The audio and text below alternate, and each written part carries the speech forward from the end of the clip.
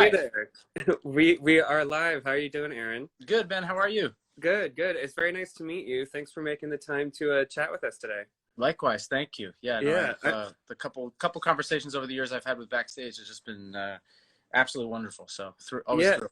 yeah. Awesome. I'm glad to hear that. Yeah, most recently, I mean, we did speak with you for your performance in Moulin Rouge. Yeah. One of the first things that I've been asking, especially theater performers this last year, is just how they're kind of holding up and keeping the creative well full. But I guess a project like Schmigadoon kind of checked those boxes for you. Yeah, absolutely. I'm so lucky that I've gotten to work this year. I know I have so many theater colleagues where, when kind of the complete live on stage theater concert industry has been gone, as we all know. I've been Mhm. very fortunate to work in television and film a little bit, but but Schmigadoon specifically was, it was extra wonderful because I've been saying to people it would have been a great job in the best of times. So kind of set Right. with the fact that we shot this last fall, September, October, November into December, kind of at the height of everything is. It just made it all the more incredible, and I think it was something we were all very aware of, and just made it extra special. Yeah, absolutely. And just having read interviews with some of the creators behind the scenes on this project, it really seems like they got their dream cast of theater performers because everyone was available. So it was kind of a blessing in disguise to be able to tap you and Christian Chenoweth and Alan Cumming and all Yeah. the folks that we know from stage and screen Yeah, to it's become a true. I part of mean, it. ultimately, if it wasn't for, I who knows? I might have not been able to leave because of Moulin Rouge, or for Yeah. and for everyone else. People are busy, so it could have ended up being a tiny blessing in disguise that we were all able to do the show together. Yeah, yeah, a silver lining at Yeah, least exactly. to these That's a things. great way to put it. Yes, a Yeah, silver yeah. lining. Yeah. Now, obviously, on page, this seems like a pretty high concept, fun spin on something that we haven't really seen before on the Yeah. small screen. What was super appealing about it to you? Seeing this character, Danny, knowing that it was kind of a riff on Yeah. the carousels of the world. Yeah. What made you want to sign on? What excited you about it? Yeah, I think, I mean, I've always been, I've always wanted to play Billy Bigelow, right? So I'm really getting to live my Billy Bigelow dreams a bit. But I was fascinated when I got this material because I was only sent a couple sides, right? A couple scenes because it was, under lock and key Hmm. as they are. But I read it and I said, kind of halfway through the first scene, I said, this really becomes the bench scene in Carousel. And I'm like, that's curious.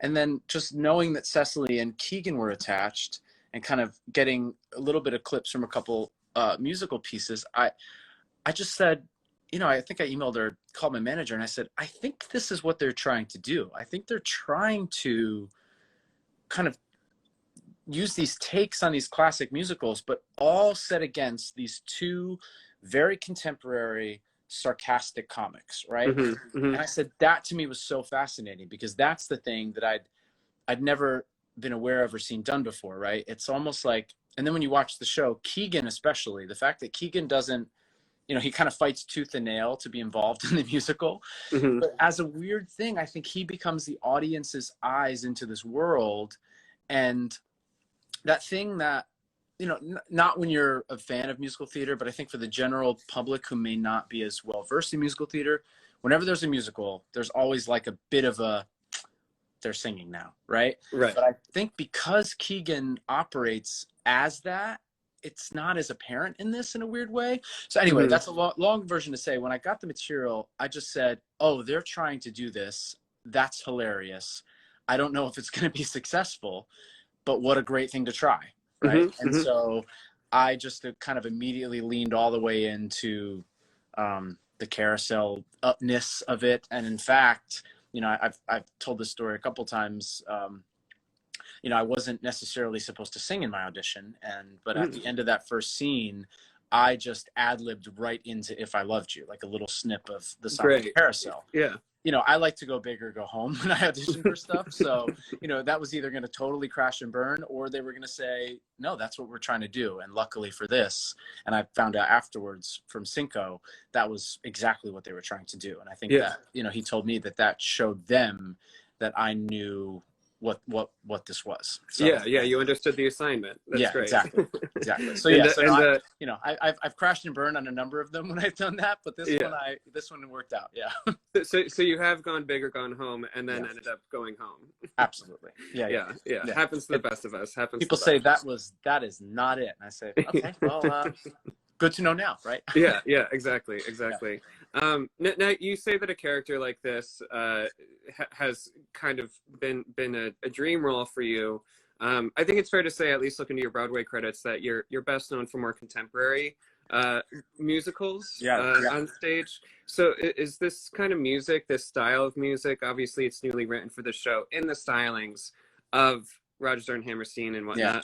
whatnot. Is it a unique challenge in your voice to be singing this way? Is it a refreshing challenge? What was that experience like for you? Yeah, that's a wonderful question, and yeah, I think a refreshing challenge is probably the best way to put it. Just as you said, you know, a lot of contemporary musical theater is like very high pop rock belting and kind of, you know, singing loudly and as high as possible, right? Hmm. And you know, that's all well and great and very fun, and you know, I've been very fortunate to kind of navigate my way through that. But at the core, I came into singing as a classical voice major. You know, Hmm. I studied classical voice in a music school for a year before I switched to acting, and I kind of I that's the type much more the type of singing that I actually trained to do, which was more classical voice. Interesting, yeah. So I've, you know, so getting to tap into kind of that background a little bit in a way that I've not got to do professionally before. Yeah, so it was a really refreshing but challenge, because again, I'm not as I haven't been singing that way for a very long time. Right, So to kind of right.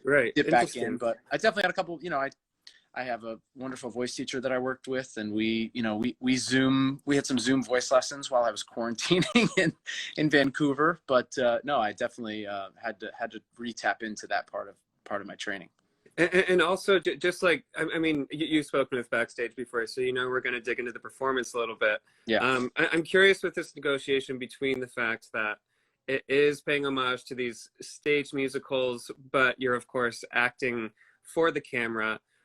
In our conversation for Moulin Rouge, this was maybe a year and a half ago at this point, Yeah. you had quoted Michael Caine, I want to get it right here, that acting on stage is showing the audience of the mechanics, whereas acting on film is hiding it from them. Yeah. So what's the negotiation like that on a project like this, or even like looking to something like Grease Live, where it's Yeah. on stage before camera, like the having the lens there but still acting for a stage audience, like what's that kind of conversation like, or inner dialogue like for a performer? Yeah, it's an interesting navigation, because my inclination is very much, you know, reflected in kind of the Michael Caine quote, because I kind of approach everything the same, you know, the Hmm. homework that I do, as it were, and the preparation that I do, and then it's kind of about the how it's expressed, right? Either on stage you're really have to play to the back of the house, right? And then on camera, you know, you're really just sizing it to talk to the person in front of you, and the camera's catching moments. But Hmm. so my inclination usually is to go that route, right? To kind of play it small and play it very realistic. But this was very unique because, we didn't really see it until we got on set, but because of the way, you know, Barry wanted to shoot it in these long wide shots and these big kind of almost theatrical technicolor shots that they would have shot, you know, these previous musicals before, Hmm. tried to really match that sizing. And also the way that the comedy of this worked, it was kind of counterintuitive. It was unique for me, because the kind of playing it for camera didn't really work with this. And it was Hmm. way, we quickly learned, and I quickly learned that the bigger that I went and the more that I committed to this guy and his kind of one-dimensional nature, the funnier it set Cecily up to kind of undercut that with her contemporary Hmm. comedy, right? And so this one was a bit different than the others, that I quickly learned that I wasn't really scaling it for camera. I was playing it much more theatrically, and also because we were doing these long takes. It wasn't, you know, kind of short little things. We were shooting the entire number as one thing. So it was, yeah, it was much more theatrical than even Grease Live, which was a blend of, you know, for camera, but also a little heightened because we had an audience. So that was Hmm. a element we were playing at. And then of course the other extreme for me was Les Mis. That was just completely, because even though we were shooting long takes, at any moment you could have a handheld close up this close in your face. So you had to be ready to really play that through. So, you know, I've had these kind of 3-pillar on camera musical experiences that kind of run the gamut. Like that one was so, Grease was something in the middle, and this one was much more theatrical in its nature. Yeah. I'm glad that you mentioned that, especially in the case of Cecily working on this, that it kind of serves the story and serves the gentle ribbing of the genre for you to be playing it super theatrical and playing it big. Yeah. Like it almost leans into the humor of it. Yeah, because I think if we didn't, then we would have been, like, if we didn't go all that way as the townspeople, somehow we would have been commenting on the material, but it wasn't. That's what the show I think does brilliantly, is we're not commenting on it. You know, we are just these people, and the two of them get to comment on it, and that's what's funny, right? Yeah. So we learned it was almost like banking their shot a little bit. The more that we leaned in, the more room there was for them to kind of, you know, do like an Office to the camera tick without looking at the camera. Exactly. Yeah. Yeah. Now, I do want to touch on the other project. Fans' ears are spoiled right now because they can also catch you on American Horror Stories. Yeah. What was working on that like, and kind of coming into this universe? It was wild. Yeah, it was.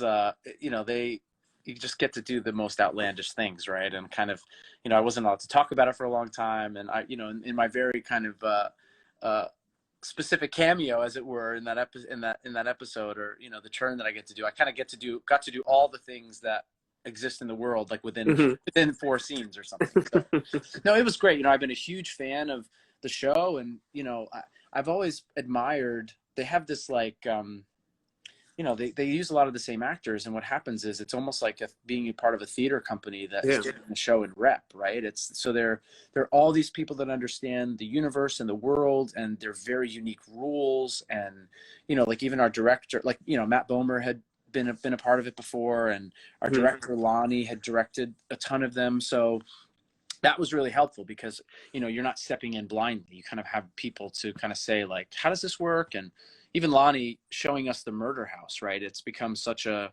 iconic part of the show's lore, but also Los Angeles kind of haunted house lore. And, you know, Lonnie was like a kid in a candy store kind of showing us all these things around the house. He's like, oh, that's where this happened. Or, you know, this house is really haunted. And I was not as excited as he was about that part. But no, it was awesome. And I've known Ryan a little bit on and off through the years, and we've had a lot of projects that were near misses. And so the fact that this worked out at this time was just, it was really kind of cool. And to get to do something just on the complete other side of the spectrum from Schmigadoon was really exciting for me. Scratching all the itches, yeah. Now you say that working with Ryan Murphy, of course, it's kind of a repertory treatment for the actors. Do you think we can expect in any future projects? Is that something you'd be interested in? Yeah, absolutely. I don't know how much I can say about what's going to happen the rest of this season, but I hope that there are definitely more projects in the future, and I think that that's something that, you know, could work out. Yeah, absolutely. Yeah. Well, as a final question for you, you're of course making your return to Broadway this fall after such a long hiatus. What are you most looking forward about getting back to Moulin Rouge? Obviously, you're Tony nominated. I would be remiss not to congratulate you on that recognition. Very well deserved. Thank you. But yeah, just to get back to the 8-show-a-week treatment and get back on stage, what are you most looking forward to? You know, besides just I just I'm so grateful that I love so deeply what I get to do every night. And so that, you know, that experience with the audience, you know, when it's kind of, when you don't have it, you miss it. And when it's ripped away the way it's been, it's even more so. But I think more than anything is just to re-feel that sense of community, and how much, you know, the Broadway community is such a symbolic thing in New York. You know, there's been a lot of chatter around places that New York was gone and New York is never going to come back. And I could be the first to say I've been here basically the whole time. New York never went anywhere. And I think, I think the sentimental thing, and the symbolic thing about Broadway returning is going to be amazing for New York City. But yeah, just the community, and the you realize how incredible it is to have so many friends that are working in shows, and how all the bars and restaurants and all the tourism in Times Square. And I just can't wait for that to just feel back and alive, and what that's going to mean for all of us and for everyone here. It's really I don't even think we can really understand yet how important that's going to be. So I'm very excited. Yeah, absolutely. Well, I know I'm not alone in saying that I'm excited to see you and everyone else back up there. Congratulations on Schmigadoon, on American Horror Stories, on the return. You have so much going on, and it's been great to get to know you a little bit. Thanks for sharing your time with us. You as well. Everyone at Backstage, you're all the greatest. And Benjamin, yeah, I really appreciate it. Really appreciate you. All right. Well, stay well, and we'll see you next time. You too. All right. All right. Bye-bye. Bye.